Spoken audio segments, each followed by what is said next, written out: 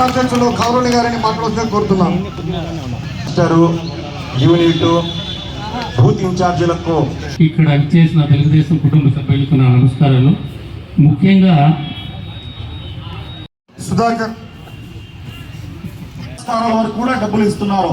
ఇటువంటి ప్రోగ్రామ్స్ అన్నింటినీ మనము ప్రజల్లోకి తీసుకొని పోవాలా. దగ్గరలో స్థానిక ఎలక్షన్స్ కూడా ఉన్నాయి కాబట్టి ఈ ప్రోగ్రామ్స్ అన్ని తీసుకొని పోవడం వల్ల మనకు ఎంతో ఫలితాలు. అందరం కలిసికట్టుగా మనలో ఏదైనా గ్యాప్ ఉన్నా కూడా తీసేసి మనం అందరం కలిసికట్టుగా స్థానిక ఎలక్షన్ల గెలుపు కోసం ప్రయత్నం చేయాలా.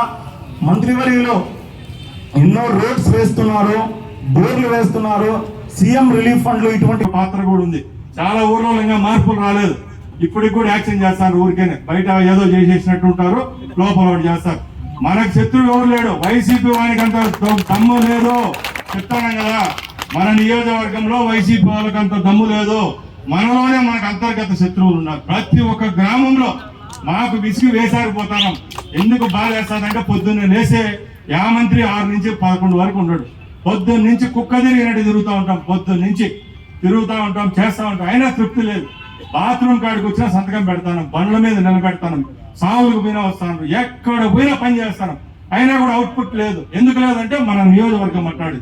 అట్లా నియోజకవర్గంలో ఇంకా మనం బాగా పని చేయాలి కానీ మనమే పొలాలు పెట్టుకోవడం ఎక్కువ. నా దగ్గరికి వచ్చే వాళ్ళు 90% మంది వైసీపీ వాళ్ళ మీద కంప్లైంట్ ఇవ్వడం లే. ఎంతసేపు మన మీదే వాడు బాగుంటే ఓంతో నవ్వుతో మాట్లాడాలంటే భయం వేస్తుంది. ఇటు భుజం మీద చేసే అయిపోయి కాదర్వాసకి ఏదైనా బంగారు ఇచ్చినట్టు మంచి. మనమే పొలాలు పెట్టుకోవద్దండి. మనలోనే గుంపులు ఉన్నాయి. గుంపులతోనే గబ్బు భ్రష్టు పట్టిపోయింది. మన గుంపులే మళ్ళా ఏమంటారు, సరే వైసీపీ వాళ్ళని మళ్ళీ చేర్చుకుంటాను అంటారు. మాకేం అవసరం వైసీపీ వాళ్ళని చేర్చుకోను, ఇంకో పార్టీ వాళ్ళని చేర్చుకోను. ఎవరెవరు మీరు ప్రోత్బలం చేసింటేనే చేర్చుకుంటాం, లేకపోతే మేమేమన్నా చెప్పినామా? ఈ ఎలక్షన్ ఓట్లు వేసుకునే వాళ్ళందరూ న్యాయం చేస్తే చాలా స్వామి స్వచ్ఛానం.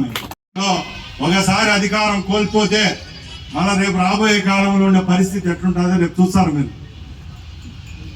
మనం ఏడో లేం. మనం ఒకవేళ కోస్తా జిల్లాలో లేకపోతే మనం ఏడ శ్రీకాకుళం జిల్లాలో లేం.